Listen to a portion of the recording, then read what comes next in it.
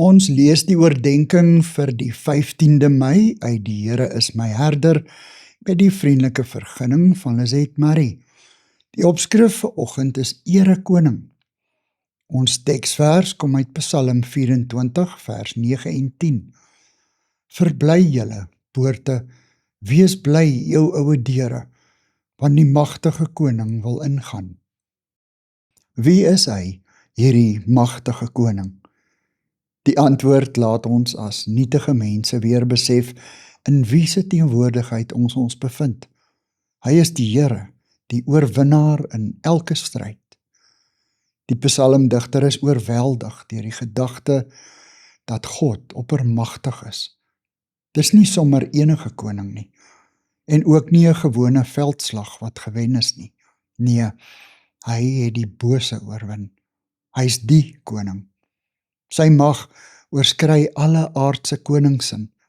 Sy glorie oorskry tyd en plek. Sy majesteit het geen aardse beperkings nie. Die Here, die Almagtige, hy is die magtige koning. Net hy het die reg om heerser en ewige koning genoem te word.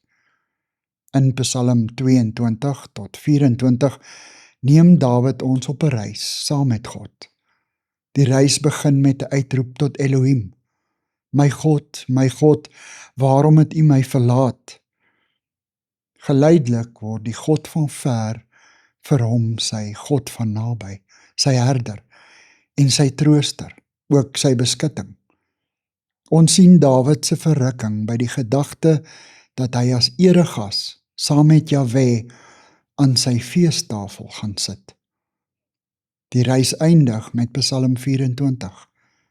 Die Here is die oorwinnaar, die oppermagtige koning.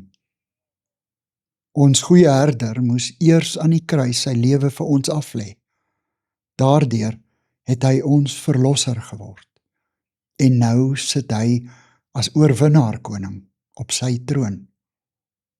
Ons Here, dankie dat ons U in al U heerlikheid kan aanbid. Amen. Dankie vir die saamkuier. Ek deel Lizet se kontakbesonderhede in die inligtingsparagraaf van die kanaal. Daar is ook skakels na voorlesings van Lizet se ander publikasies wat hier beskikbaar is.